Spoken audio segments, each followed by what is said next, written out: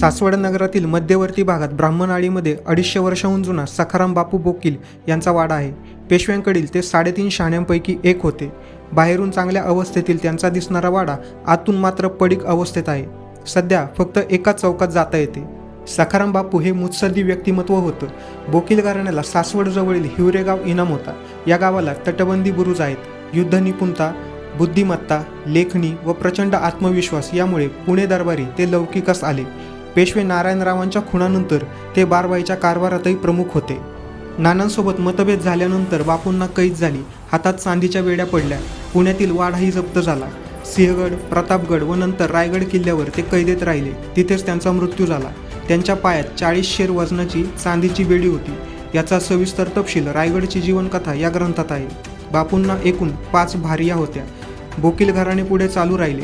त्यांना निजामाने सुद्धा मदारुल महाम हा किताब दिला होता.